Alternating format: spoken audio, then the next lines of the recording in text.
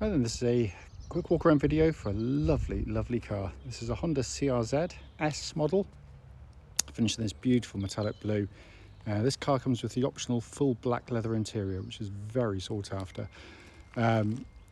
Just 46,000 miles on this car, and in absolutely lovely condition. Front of the car, really clean. Lights and lenses clear and intact. Bonnet, can't see any obvious stone chips on there at all. And to come down the near side, it's mirror smooth in the panels there. Near side front alloy. In fact, all the alloys look absolutely lovely, I have to say. I imagine they must have been done at some point, because there's no way they can look this good after this period of time. But it really is fantastically clean. So I'm doing a bit quicker than normal, but it's getting very close to raining out here, so I want to do it before the rain starts speckling the car. Offside, again, absolutely mirror smooth. Tyres have absolutely tons of tread on them as well. They were checked earlier as part of the service. But it is in simply beautiful condition. Not to say there won't be the odd little mark somewhere or other on the car, which I've missed, not intentionally, but you're bound to get something, but it really is in fantastic condition there. Let's come to the back of the car now. With the rear seats up, still got a really good sized boot and all been kept very nicely. The reality is though, as I say in all CRZ videos, forget the fact that they claim it's a four-seater, because it clearly isn't, unless you want to sit side saddle. Best thing to do is just drop the rear seat down there and end up with a massive boot and consider it a two-seater car. Coming to the front now, wide opening front doors there, again all in absolutely fantastic condition. Sorry, just get my hand up right. Drop the seat on there. So bear with me a second. Oops, daisy. But the rear seats, again, obviously hardly been given any use at all. Coming in the front, passenger door card, driver's door card again, absolutely lovely. Footwell areas, beautiful condition. The driver's seat itself is in absolutely fantastic condition for a car that's 11 years old. So inside the car now, engine running as always. This section, so the dash can be seen illuminated. Dashboard looks absolutely as new. It's in stunning condition in here. And what an amazing dash design that is. It looks simply sensational. You've got the three power modes of the engine there, Econ, Normal and Sport. In Econ and Normal, that's the dash you get. If I press the Sport button, that lovely red hue comes around the rev counter there. But it is in super condition. As you can see, hopefully, 46,534 miles. No warning lights on the dash at all. Finally, just to show you, owner's manual, pack and lock and wheel nut key are both here and present with the car. Right then, this is a quick road test video, and this is for Honda CRZ, and it's the S model. This particular car is registered, I can read it, NG11CWF, with a mileage of 46,534 currently recorded. The reason for doing the videos, and especially this road test section actually, is to ensure that if anyone's looking at any of our cars online, they actually get to see the car advertised in operation. The reason we feel it's important is, as with many people out there, we've been to see lots of cars which have looked perfectly good in photographs and the descriptions, but only to get there and find out when we've driven the car it's got a fundamental issue which we would much rather known about before setting off. So hence that's why we do it. Also done on these very quiet country roads very close to our premises.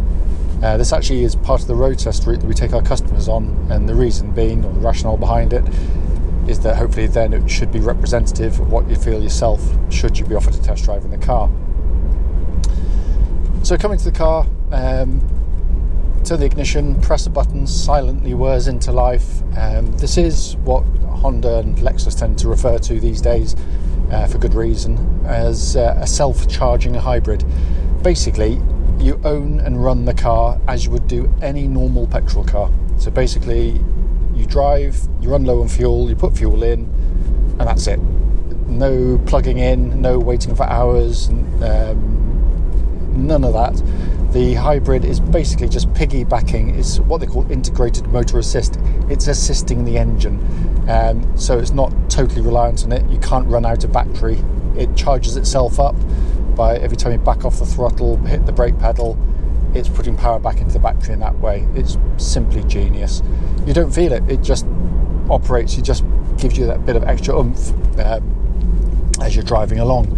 The car has these 3 different modes for the engine on the buttons on the side here, and you've got sport, normal and eco. The car tends to default starts in normal mode. If you select econ, clearly it's encouraging more economical driving. Throttle response feels markedly duller, so too much so for me personally. I've never liked that setting. I tend to sort of just click it straight into sport mode, because the difference in the throttle response, the steering weight, it just is in keeping with the car, and the way it makes you feel. I had, and I said in pretty much every CRZ video,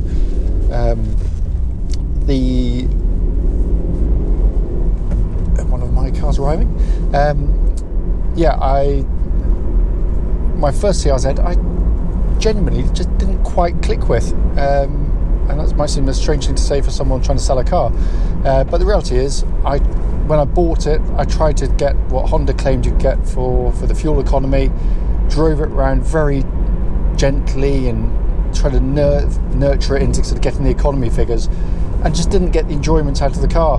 The second one I had, after a couple of years, I just used the sport button. I found out what I lost in fuel economy, which was negligible.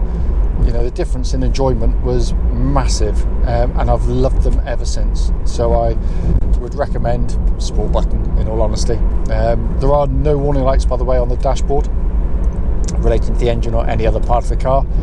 The engine, the 1.5 cylinder engine, typical Honda unit. You chuck it down a gear or two, put your foot down, get a nice hard-edged induction sound coming back through. Picks up really well. It's a sweet engine. Honda makes some fabulous engines, they really do, and it's just perfect. Clutch, absolutely spot on, smooth. Bike point's exactly where it's meant to be, so all in fine order there. Gearbox, one of Honda's greatest gearboxes. It's just perfect. Short and throw, going down the gears there. It's just absolutely brilliant. Every gear selection, if you're not in the mood, it's smooth. If you're in the mood, it's quick, it's fast, it's positive, it's completely reliable. You know you're going to get the gear you want each and every time. Just perfection, and that feels absolutely as it would have done when it was new. That's all good. What's even better, in my opinion, is the chassis, because this section of road is a classic example. It's a horrible section of road. There's no nasty noises from the suspension, no clatterings, no knocking noises, but it rides it really, really well. The ride is the surprise with the car, because it is a sporty coupe, but it's much more composed and comfortable than you'd ever give it credit for. The handling on the car, again, equally is brilliant, because it's a light car. Too many modern cars are just too heavy, too slow to change direction. This is the opposite. It's so keen, it's so eager to change direction. It really does remind me of a kind of 80s, 90s hot hatch, which were very light on their feet, very dynamic. Little sort of I remember the little Citroen AXs and lightweight Peugeots and Honda CRXs of the era, but they were all fun because they were light.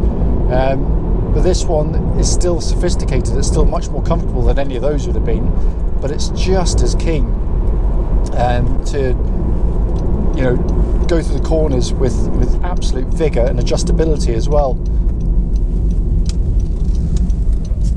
Brakes, by the way, absolutely fantastic on the car.